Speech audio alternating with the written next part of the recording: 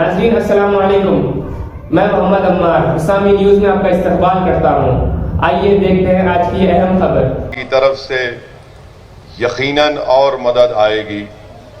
रास्ते में कांटे होंगे तो यकीनन उन कांटों से और खाक और खून के दरियाओं से गुजरने से ही हम अपने ईमान को मजबूत भी करेंगे और अपने भरोसे को भी, और साथ ही साथ हमारे दिलो दिमाग में एक नया एतमाद पैदा होगा। तो मेरी आप तमाम से गुजारिश है कि आप बरसों से दो पार्टी को कबूल किए और आपने उनको अपना वोट और उनको सत्ता दी। आज मजलिस और बीटीपी गुजरात की जनता के सामने एक विकल्प के तौर पर, एक अल्टरनेट पॉलिटिकल प्लेटफॉर्म के तौर पर आपके दरमियान में आ रही है।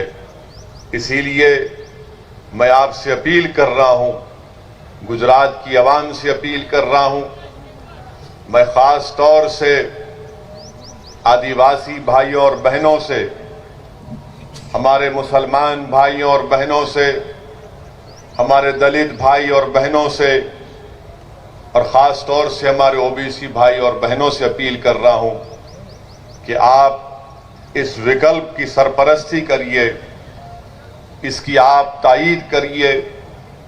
ये एक जो पौधा हम गुजरात में लगा रहे हैं, ये सिर्फ इलेक्शन की हद तक नहीं है। सिर्फ इलेक्शन में कामयाबियां हासिल करने का हमारा मकसद सिर्फ नहीं है, बल्कि मकसद ये है कि यहाँ की गरीब आवाम को इंसाफ मिल सके, यहाँ के आदिवासियों को उनकी ज़मीनें उनसे ना छीनी जाए, किसी दलित और मुसलमान को किसी हुकूमत उन पर नाजायज जुल्म ना कर सके।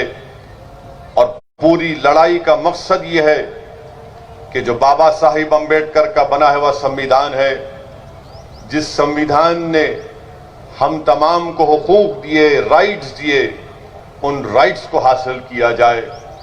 और मैं आपसे ये बताने आया हूं कि याद रखिए, हमारे मुल्क भारत की जमहूरियत की तल्ख हकीकत ये है कि अगर आप ये चाहते हैं कि आपसे इंसाफ मिले, अगर कोई आदिवासी चाहता है कि शेड्यूल 5 का इम्प्लीमेंटेशन हो, अगर कोई मुसलमान ये चाहता है कि मुझे गैर जरूरी किसी झूठे इल्जाम में जेल में डालकर मेरी जवानी को सड़ा दिया जाए, अगर कोई दलित भाई हमारा ये चाहता है कि मुझे नक्सलाइट कहकर जेल में ना डाल दिया जाए, बल्कि बाबा साहेब अम्बेडकर के संविधान के तहत मुझे अपना हक मिले, तो याद रखो, सिर्फ नारे लगाने से, सिर्फ आंसू बहाने से, सिर्फ घुटन की जिंदगी गुजारने से, या घर के दरवाजे और तनबियों को बंद करने से कोई आसमान से उतर कर या जमीन से निकलकर तुमको तुम्हारा हक नहीं देगा।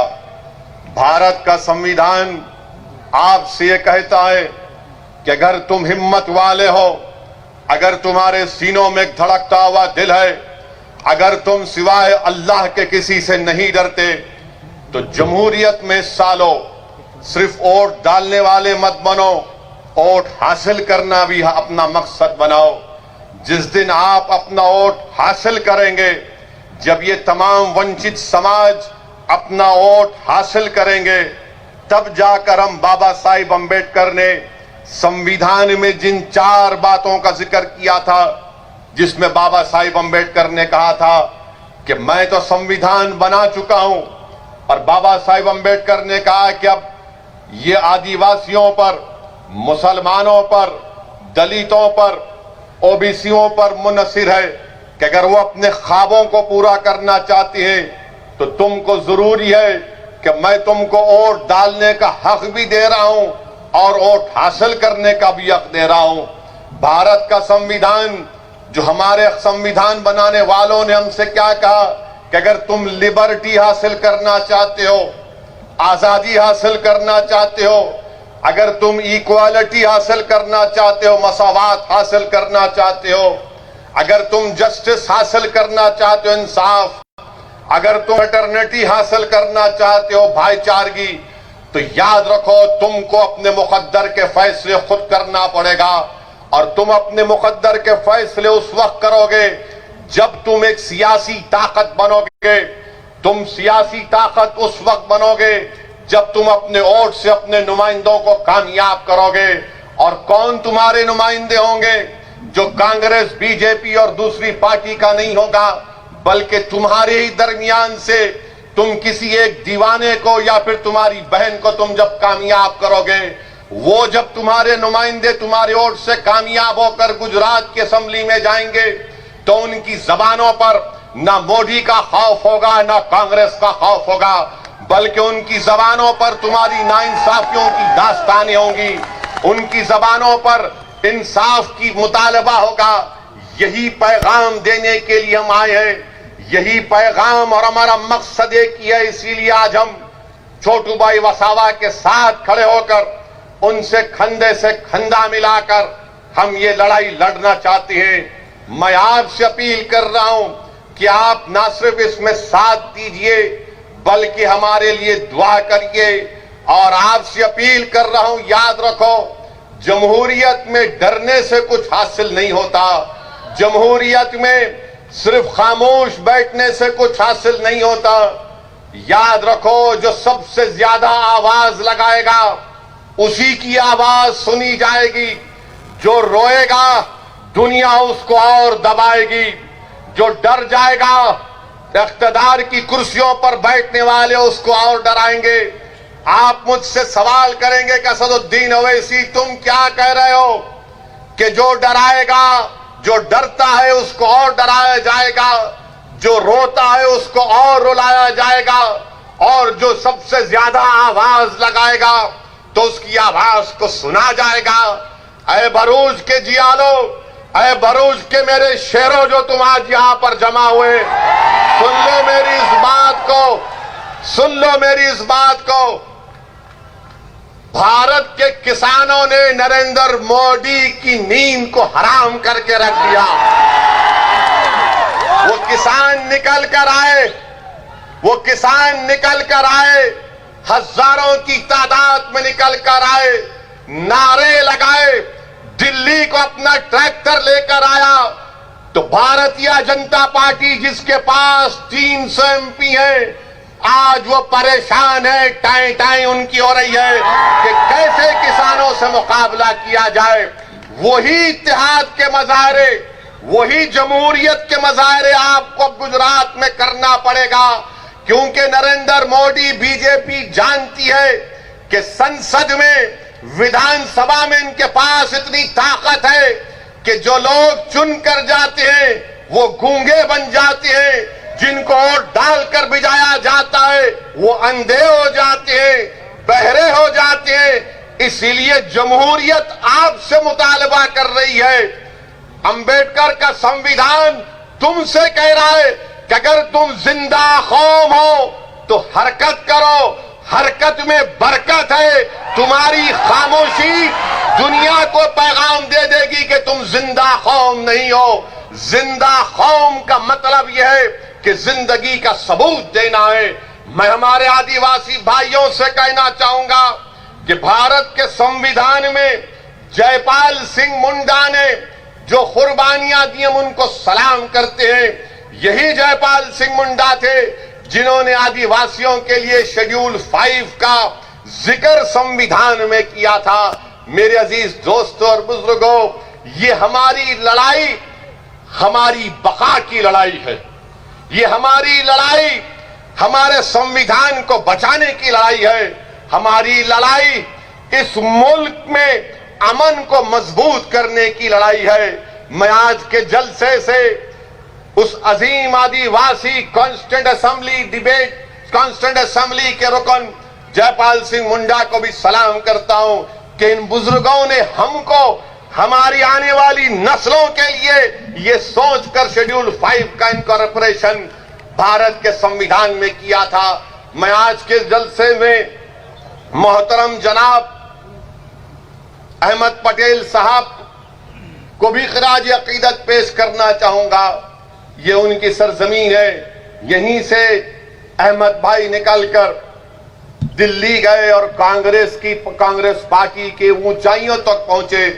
मैं अल्लाह से दुआ करता हूं कि अल्लाह सुब्हानहू तआला अहमद पटेल साहब की मग़फ़िरत फरमाए, अल्लाह उनकी खबर को नूर से भरे, अल्लाह उनके अफराद खानदान को सब्र जमील अता फरमाए।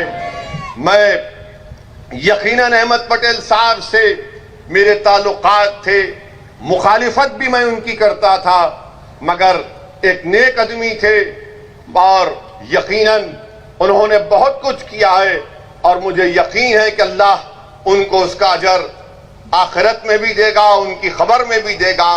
और मेरी दुआ है कि अल्लाह सुब्हानहू तआला उनके फर्जन को उनका नेक ने में बदल बना दे, अल्लाह उनकी कुर्बानियों को रायगा जाने ना दे। मेरे अजीज दोस्तों और बुजुर्गों, एक और अहम बात जिसकी तरफ मैं आपकी तवज्जो चाहता हूं, अभी हमने आपके सामने कहा कि शेड्यूल 5 जो कॉन्स्टिट्यूशन में है, संविधान में, उसका इंप्लीमेंटेशन नहीं होता है। मैं भरूच के और गुजरात के मुसलमानों से और गुजरात के उन जनता से जो अंबेडकर के संविधान की खूबसूरती और ताकत को समझते हैं, गुजरात में एक कानून है जिसका नाम है डिस्टर्ब्ड एरियाज एक्ट, जिसमें कोई अपना घर कलेक्टर से इजाजत लिए बगैर नहीं बेच सकता है ना कानून ये। अब आप ये देख लो, मैंने क्या कहा था आपसे कि हम छोटू भाई वसावा साहब के साथ मिलकर लड़ाई लड़ना चाहते हैं। एक तरफ आदिवासी कह रहा है कि शेड्यूल 5 का इंप्लीमेंटेशन हो, तो कहा जाता है कि नहीं इंप्लीमेंटेशन करेंगे, बीजेपी की सरकार कहती है। दूसरी तरफ अंबेडकर का बना हुआ संविधान कहता है कि गुजरात में डिस्टर्ब्ड एरियाज एक्ट संविधान के खिलाफ है, इसको हटाओ। तो बीजेपी कहती है हम इसको नहीं हटाएंगे। मैं अपना घर और दुकान नहीं बेच सकता हूं और तुम वहां पर शेड्यूल 5 का प्रोटेक्शन आदिवासियों को नहीं दोगे, उनकी जमीनों पर कब्जा करोगे। 121 गांवों को इको सेंसिटिव आपने करार दे दिया, पानी आपने निकाला हमारी जमीनों को लेकर, और आदिवासी गांव तक पीने का पानी मुहैया नहीं किया जाता। तो आखिर कौन सा सबका साथ, सबका विकास, सबका विश्वास की बात बीजेपी कर रही है? ना शेड्यूल 5 का इंप्लीमेंटेशन होता है, ना डिस्टर्ब एरियाज एक्ट निकाला जाता है जो भारत के संविधान के पूरा खिलाफ है। Right to equality, right to life, supreme court का पुट्टुस्वामी का जजमेंट है, प्राइवेसी का जो इस कानून की धज्जियां उड़ाता है, मगर आप क्योंकि ये कमजोर है और इस पर जुल्म करना इनका मकसद है, आदिवासियों की जमीन छीन ली जाए, आदिवासियों के कल्चर को खत्म कर दिया जाए, आदिवासियों की तहजीब को खत्म कर दिया जाए। क्या ये बात सच नहीं है? बताओ आरएसएस वालों कि भारत में अगर सबसे ज्यादा डिस्प्लेसमेंट किसी का हुआ है तो आदिवासियों का हुआ है। क्या आईआईटी रुड़की की स्टडी नहीं है कि इस मुल्क में 2 करोड़ 40 लाख लोगों का डिस्प्लेसमेंट हुआ डैम के नाम पर, रिवर के नाम पर, उसमें 60% से ज्यादा तो आदिवासी है। आईआईटी रुड़की की स्टडी है। उसके बावजूद भी आप शेड्यूल 5 का इंप्लीमेंटेशन नहीं करते। स्टैच्यू ऑफ यूनिटी बनाया आपने, मगर क्या आदिवासियों की यूनिटी को डिसयूनिटी में तब्दील कर देंगे आप? ये कौन सी यूनिटी है कि मेरी जमीन को छीनकर, मेरे को पानी नहीं पहुंचाकर, मेरी तहजीब को खत्म करके आप क्या पैगाम देना चाह रहे?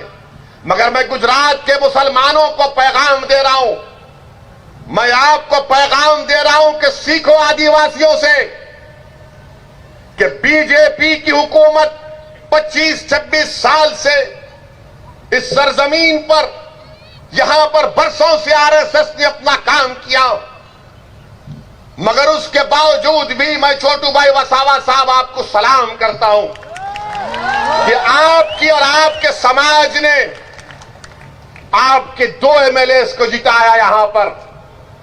ये इनको कामयाब किया, बीटीपी को, हमारे महेश भाई को और उनके साथियों को। इन आदिवासियों ने हमको पैगाम दिया, मुसलमानों को, कि देखो हमारी जमीनें छीन ली गई, हमारे जमीन के अंदर जो सोना है, कोयला है, उससे महरूम कर दिया गया। मगर हम ना उम्मीद नहीं हुए। हमने छोटू भाई को अपना नेता माना, अपना बड़ा माना, और हमारी लड़ाई के लिए उनको अहमदाबाद में भिजाया, क्योंकि हम ये मानते हैं, आदिवासी जानता है कि उनकी लड़ाई अगर कोई लड़ सकता है तो बीजेपी कांग्रेस वाला नहीं लड़ सकता। उनकी लड़ाई अगर कोई लड़ सकता है तो उन्हीं के दरमियान का छोटू भाई वसावा लड़ सकता है। मेरे अजीज दोस्तों और बुजुर्गों, ये हमको सीखने की जरूरत है। यकीनन मेरे इस जुमले से बहुत से लोगों को तकलीफ होगी, मगर मेरा मकसद यह है कि सच्चाई को बयान किया जाए और आपके दिलों में जोश को पैदा किया जाए, एक फिक्र दिया जाए आपको, ताकि जब आप यहां से उठकर जाएंगे तो एक पैगाम और फिक्र लेकर जाए। मेरे अजीज दोस्तों और बुजुर्गों, मैं छोटू भाई वसा साहब के घर पर आज हम निकलने से पहले, हमको मीडिया के लोग आते हैं, माशाअल्लाह से पूरे भारत में अगर कोई बदनाम है तो ये दीवाना आपके सामने जो खड़ा हुआ। मीडिया के लोगों को लगता है कि इस दाढ़ी वाले का सर पे जिसकी टोपी है उसका इंटरव्यू लेंगे तो उनका टीआरपी बढ़ता है। हमको भी कोई फिक्र की बात नहीं है, वो भी अपना काम, हम भी अपना काम करते हैं। मगर हमसे आज एक अजीब सवाल किया गया। हमसे टीवी चैनल के एक मोअज़्ज़िज़ जर्नलिस्ट ने हमसे सवाल किया कि असदुद्दीन ओवैसी साहब, आप मोदी और अमित शाह के गुजरात में क्यों आए हैं? महेश भाई आप सुने ना, आप थे, सुने। तो मैंने कहा यह सवाल आपका गलत है। गुजरात भारत का हिस्सा है, मैं भारत का एक बाशिंदा हूं, बाइज्जत बाशिंदा हूं, अव्वल दर्जे का सिटीजन हूं, और मैं भारत में किसी भी कोने में जा सकता हूं। मैं और कुछ भी कहना चाहता था मगर नहीं कहा, इसलिए कि आपके दरमियान में उसका जवाब देना चाहता था। मैं हमारे वो मीडिया के लोग जिनके दिमागों में ये बात बैठ चुकी है कि ये गुजरात मोदी और अमित शाह का है, ये आपकी गलत सोच है, ये आपकी गलत सोच है, आपकी अनपढ़ सोच है, आप नहीं जानते। मैं तो ये समझता हूं और मानता हूं ये गुजरात गांधी का गुजरात है, ये गुजरात गांधी का गुजरात है और गांधी का गुजरात ही रहेगा, क्योंकि अमित शाह और मोदी गांधी से बड़े नहीं है, ना कभी होंगे इंशाअल्लाह। ये गांधी का गुजरात है और गांधी का गुजरात रहेगा। ये वो गुजरात है जहां की जनता ने अपनी दिमागी काबिलियत की बुनियाद पर, अपनी मेहनत की बुनियाद पर इस भारत को मजबूत किया। ये उन लोगों का गुजरात है। ये गुजरात छोटू भाई वसावा का गुजरात है। ये गुजरात छोटू भाई वसावा का है। मगर अगर हर कोई ये कहेगा कि नहीं ये मोदी और अमित शाह का गुजरात हो गया, हाँ यहां से गए जरूर, बहुत से आएंगे चले जाएंगे, मगर गुजरात की पहचान तो गांधी से होगी ना। गुजरात की पहचान यहां के आदिवासियों से होगी, गुजरात की पहचान यहां की तहजीब और तमद्दुन से होगी। गुजरात की पहचान उन लोगों से नहीं हो सकती जो आजादी के बाद आए और आकर थोड़ा बहुत सियासत में काम किया, उनको जनता ने उनको वहां दिल्ली पहुंचा दिया। मगर मीडिया के लोगों, वो पूरा नहीं, थोड़े लोग जरा हिस्ट्री पढ़ लो और और कभी भी सवाल करने से पहले, खास तौर से मुझसे जब सवाल करेंगे, एहतियात से। हम अच्छों को नहीं छोड़ते, क्योंकि मैं किसी के घर में मेहमान था, इसीलिए जरा अपनी खराब जबान को रोक लिया, वरना मैं जबान का बड़ा गंदा, इसलिए कहते ना कि ये हेट स्पीच देता, जहां जाता हेट स्पीच देता। मैं कभी भी ये नहीं कहा, ना मैं किसी मजहब के खिलाफ था, ना हूं और ना कभी रहूंगा इंशाअल्लाह ताला। मेरी लड़ाई भारत के संविधान में जो हमको हक दिया गया, उन हक हुकूक को हासिल करना है, और वही लड़ाई उस वक्त कामयाब होगी जब आप साथ देंगे। साबिर काबुली वाला, असदुद्दीन ओवैसी गुजरात को अपनी अना की तस्कीन के लिए नहीं आए। इम्तियाज जलील, वारिस पठान अपनी मकबूलियत में इजाफा करने के लिए गुजरात को नहीं आए। हम गुजरात को इसलिए आए ताकि पूरा वंचित समाज एक हो जाए। इस वंचित समाज का एक्सप्लॉयटेशन, इस्तेसाल हो रहा है। मैं गुजरात को इसलिए आया हूं कि तुम्हारे दरमियान में मुझसे ज्यादा काबिल किसी को अल्लाह लीडर बना दे, जो सच्चाई के साथ गुजरात की विधानसभा के में जाकर गुजरात की विधानसभा के दरों दीवारों को इंसाफ का नाम लेकर उन दीवारों को हिला कर रख दे। ये मेरा मकसद है, ये हमारा पैगाम है। इसीलिए मेरे अजीज दोस्तों और बुजुर्गों, मुत्तहिद रहिए और मजलिस और छोटू भाई वसावा की बीटीपी पार्टी का साथ दीजिए। हमारा मकसद एक ही है कि ये जो दो पार्टियां गुजरात में चल रही हैं, ये मामू भतीजे की पार्टी है, कांग्रेस बीजेपी। ये मामू भतीजे हैं। तू मेरी पीठ खुजा, मैं तेरी पीठ खुजाता हूं। ये कांग्रेस वाले अब मीडिया हमसे एक बार सवाल किए कि कोई आपको बोलता बी टीम है, आप फुला करते। मेरे भाई, आप जानते हैं मुझसे बेहतर कि पिछले विधानसभा के चुनाव में कांग्रेस के जितने विधायक जीते थे, उसमें से 12 बीजेपी में भाग गए। मेरे से पूछ के गए थे, या छोटू भाई वसावा के पास बैठकर बातचीत करके गए थे। ये तो मोदी अमित शाह से पहले से मिले हुए थे। ये इनका अंदर का रिश्ता है, इनका अंदर का कनेक्शन है। कांग्रेस और बीजेपी ऐसा है ना कि 3G से 4G, ये दोनों उतना ही, ये कभी अलग नहीं हो सकते। याद रखो आप मेरी बात को। गुजरात की जनता को आज एक विकल्प की जरूरत है। उस विकल्प और जो एक पॉलिटिकल वैक्यूम है, उस पॉलिटिकल वैक्यूम को हम पूरा करना चाहते हैं। बहुत से मसाइल हैं मुसलमानों के, आदिवासी के, दलित भाई और बहनों के, ओबीसी समाज के, मगर याद रखिए, अगर हर कोई जीत कर रूलिंग पार्टी में जाकर कूद जाएगा तो उन गरीबों का कोई फायदा नहीं होगा। मैं आपको बता रहा हूं कि अगर कोई ये समझता है कि मैं एमएलए बन गया, मैं रूलिंग पार्टी के साथ चला जाऊंगा तो मेरा कोई फायदा हो जाएगा, नहीं होगा। क्यों नहीं होगा? उसकी मिसाल तुम्हारे सामने छोटू भाई वसावा है।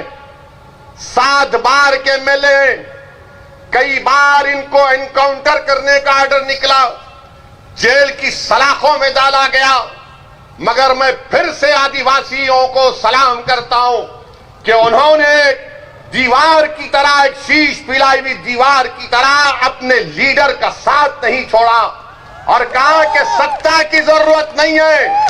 छोटू भाई वसावा और महेश भाई, तुम जाओ असेंबली में जाकर हमारी लड़ाई लड़ो। हमारे दिलों में जो छुपा हुआ गम है उसको बयान करो। हमारे आंख में आंसू आने मत दो। हमारे बच्चों के हौसलों को बुलंद रखो। तुम लड़ाई लड़ो, जीत हार तो ऊपर वाला तय करेगा। मगर मर्दानगी वो है जो इख्तिदार के सामने खड़े होकर उनकी आंख में डालकर कहे कि नरेंद्र मोदी, तुम्हारा CAA का कानून, तुम्हारा ट्रिपल तलाक का कानून, तुम्हारा UAPA का कानून ये संविधान के खिलाफ है। हिम्मत और हौसला और हक को बयान करने का मकसद एक ही है ताकि तुमको पैगाम मिल जाए कि जब अगर कोई 2 MP भी हो और बीजेपी के 300 हो तो मोदी की हुकूमत के सामने सच्चाई को बयान करने के लिए जो काम गांधी ने किया था कि सफेद फार्म हुकूमत के उस गलत कानून को गांधी ने फाड़ा, तो तुम्हारा ये दीवाना बीजेपी के 300 MP के सामने CAA कानून को फाड़ कर रख दिया। ये काम करना है। मिनिस्टर बनना, गाड़ी पर टाई टाई लाल लाइट आ जाना, ये हमारा मकसद नहीं है। 70 साल से इन्हीं लोगों ने हमको धोखा दिया। तुम्हारा वोट लिया, दिल्ली गए, तुमको धोखा दिया। तुम्हारा वोट लिया, गुजरात की विधानसभा में गए, 2002 का फसाद हुआ तो गूंगे बनकर बैठे रहे। इसीलिए मेरे अजीज दोस्तों और बुजुर्गों, मेरी इज्जतदार मां और बहनों, इत्तेहाद को पैदा करिए। हां, इस बात को तैयार हो जाइए कि मेरे आज और छोटू भाई वसावा साहब के हमारे इस जलसे के बाद कल से तमाम के तमाम ये जितने दल्ले हैं, ये जितने चमचे हैं, ये जितना मुर्दार का इंसान का गोश्त खाने वाले गीबत शुरू करेंगे। तो देखो वो भड़काऊ भाषण दिया था, वो ऐसा बोला था। अरे याद रखो, मेरी तकरीर में एक पॉइंट भी कोई संविधान के खिलाफ नहीं है, ना है ना रहेगा। मैं थोड़ा बहुत कानून जानता हूं और कानून का लिहाज करना ये मेरी जिम्मेदारी है। कानून की इज्जत करना ये हम तमाम की जिम्मेदारी है। और वही कानून हमसे कहता है कि जब तुम आवाम के दरमियान में जाओ तो सच्चाई को बयान करो, अल्फाज को चाप कर बयान मत करो। ये हमसे नहीं हो सकता, ना कभी हुआ है ना कभी होगा इंशाअल्लाह ताला। अहम बात जो आपके सामने रखना चाहूंगा मेरे अजीज दोस्तों और बुजुर्गों, मजलिस के ताल्लुक से हम बिहार का इलेक्शन लड़े तो जैसा हम बिहार में गए सब शुरू हो गए, बैंड बाजा पार्टी शुरू हो गई कि देखो ओवैसी आया है, मजलिस आई है और मजलिस वोट काटेगी। हम 20 कैंडिडेट लड़े, 20 में 5 हमारे कामयाब हुए। और कहां से कामयाब हुए बिहार में? सीमांचल की सरजमीन से। बिहार में सबसे पसमानदा इलाका, बल्कि पूरे भारत का अगर कोई पसमानदा इलाका है तो सीमांचल का इलाका है। वहां की गरीब जनता ने हमको आशीर्वाद किया, हमको अपनी मोहब्बतों से नवाजा और हमको कामयाब किया। जब मजलिस के मुखालिफ लोग सीमांचल में मजलिस के खिलाफ पैगाम और मुहिम चला रहे थे तो वहां पर हमारी मां और बहनों से मुलाकात की और कहा उन मुखालिफीन ने कि मां तू किसको वोट देगी? तो उस मां ने कहा पतंग छाप को वोट देंगे। बोले कौन पतंग छाप? तो उस मां ने कहा जिसके सर पे गोल टोपी है उसको वोट देंगे। तो उन मुखालिफीन ने कहा अरे वो तो सत्ता में नहीं आएगा।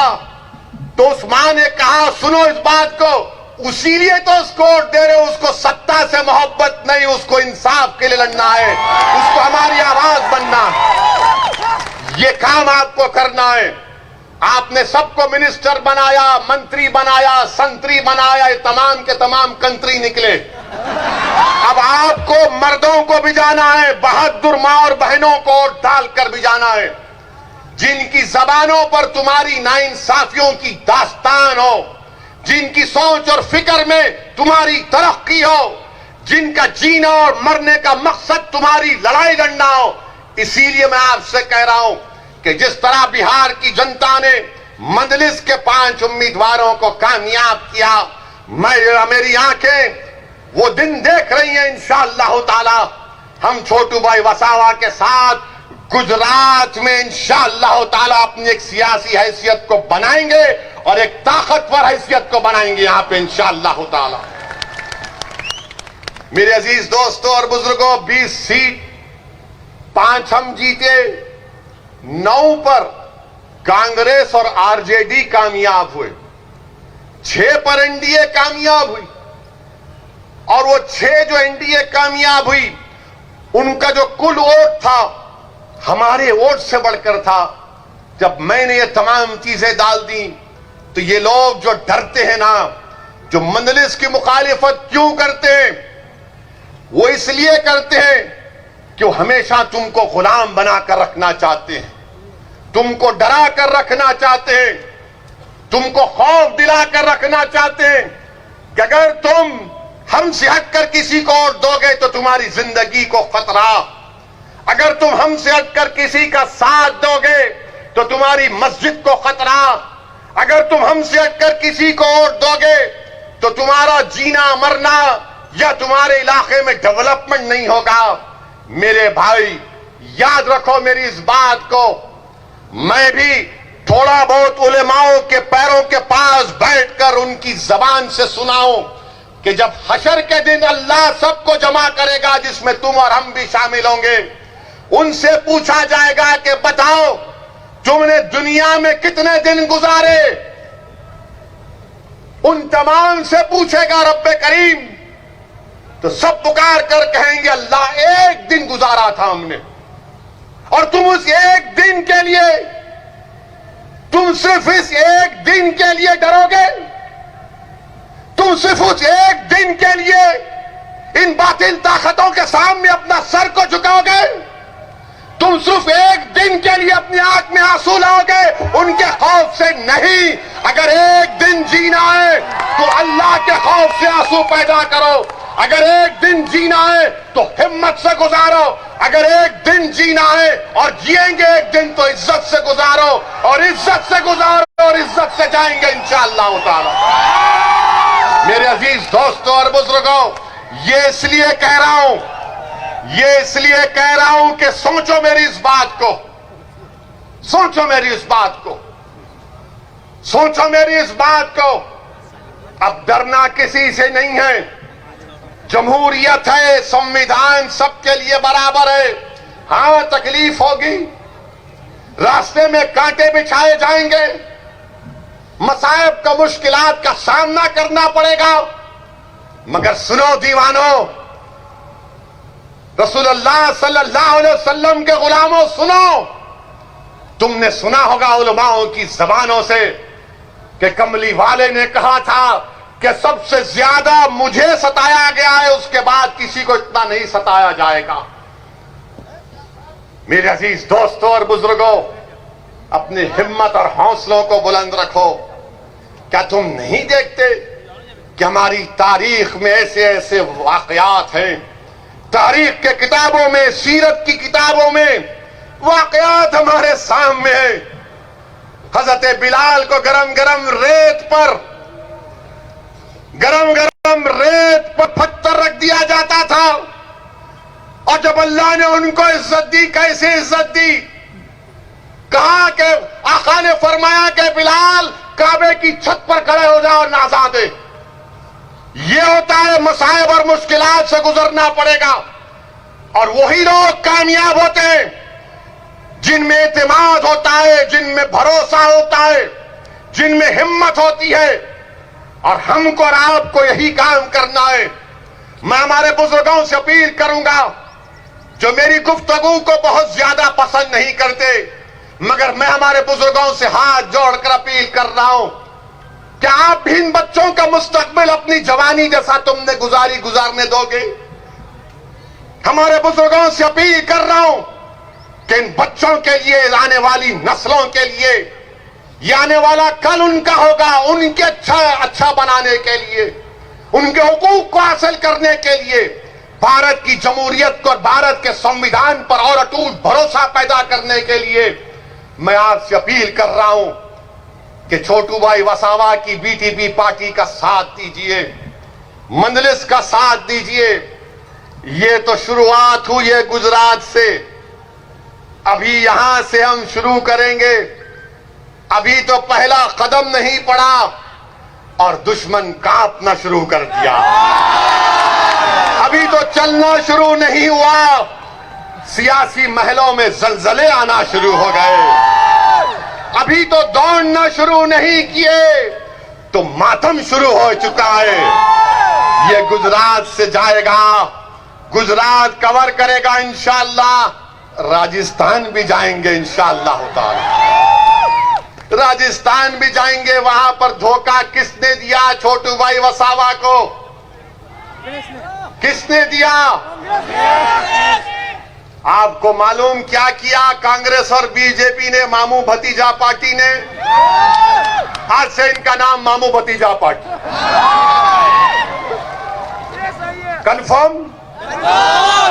बस लॉक कर दिया जाए, इसको लॉक कर दिया जाए। तो मामू भतीजा ने क्या किया?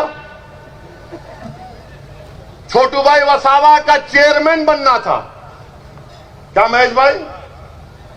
तो इनको लगा कि आदिवासी बनेगा, आदिवासी पार्टी का बनेगा। तो मामू भतीजे बोले मामू पुकारा भतीजा, दोनों गले मिल गए, लपट के रोए, बोले नहीं नहीं हम दोनों एक हैं, ये गंदा है, इसको नहीं बनाएंगे। धोखा दिया, धोखा दिया। और एक चेयरमैन की सीट के लिए, एक चेयरमैन की सीट के लिए सोचो इनके दिलों में कितनी नफरत भरी होगी। सोचो ये क्या आपको ताकतवर बनाएंगे। इसीलिए कह रहा हूं कि हमको गुलाम बनाकर रखना चाहते हैं। मैं आपसे कह रहा हूं कि आप मंजलिस का, बीटीपी पार्टी का साथ दीजिए।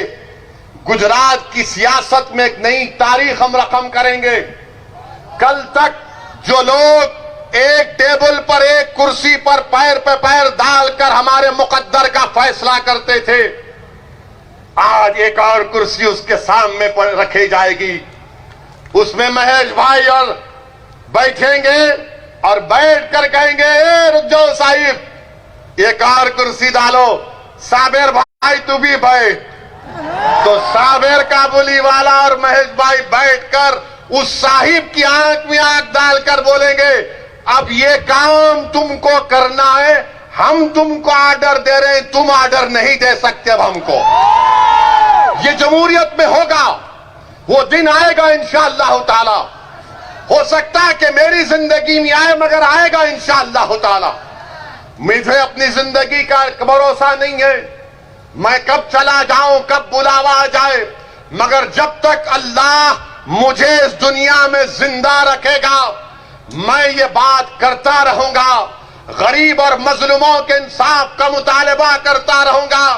मैं ये नहीं देखूंगा कि भारत के संसद में किसी इख्तिदार की कुर्सियों पर बैठने वाले वजीर आजम के पास 300 सीट है। मैं ये देखूंगा कि क्या मेरे दिल में इन गरीबों की मोहब्बत है या नहीं। मैं उसी को बुनियाद बनाकर हमने हमेशा हक को बयान करते गए, सच्चाई को बयान किया और ये करते रहेंगे।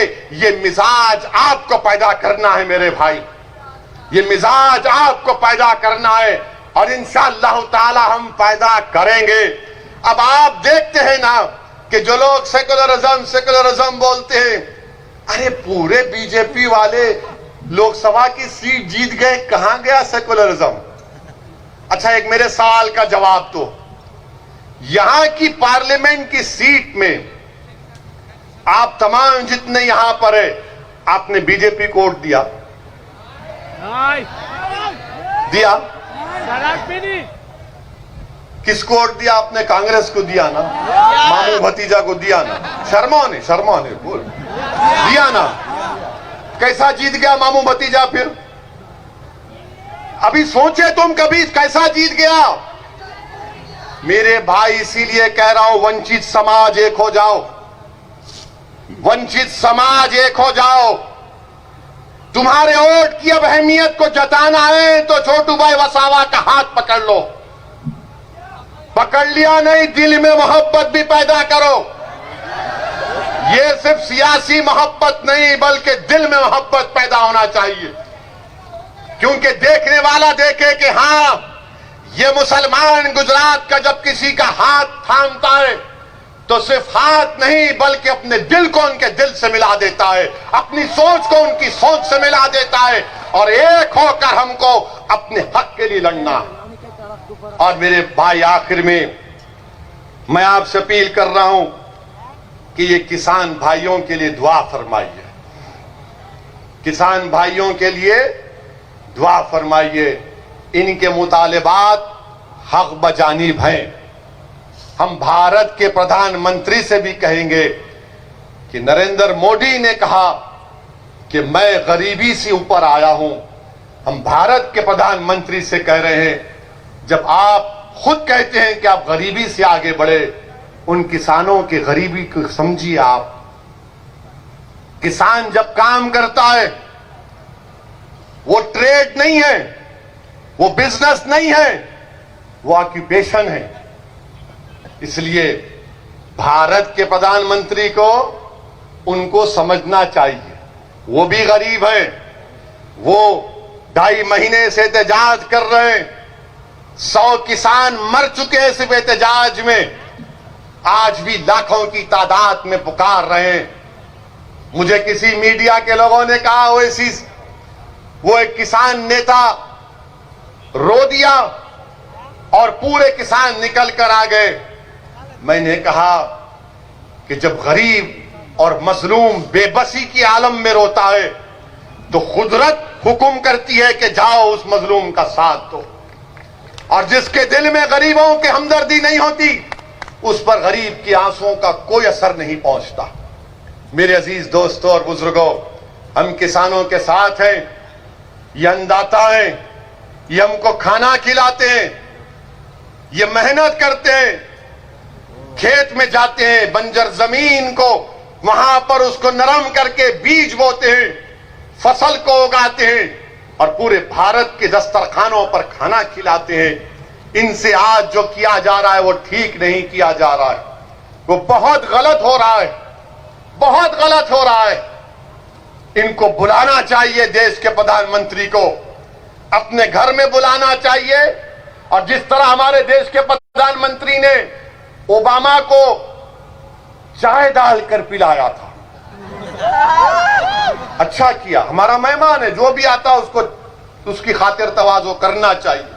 हम देश के प्रधानमंत्री से उम्मीद करेंगे वो तमाम किसानों को अपने घर पे बुलाएंगे, अपने हाथ से उनको चाय और बिस्किट खिलाकर कहेंगे कि जाओ, आज से तुम खुश रहो, तुम पे जो कानून है हमने उसको माफ कर दिया, रिपेल कर दिया उस कानून को। भारत के प्रधानमंत्री को दरियादिली दिखाना जरूरी है। इन किसानों के गम को समझने की जरूरत है। और जो हमारे मीडिया के दोस्त ने सवाल किया था कि आप गुजरात को आए हैं, मोदी और शाह के गुजरात को आए हैं, मैं मीडिया के हमारे लोगों से कहना चाह रहा हूं, होम मिनिस्टर भारत के शाह साहब हैं।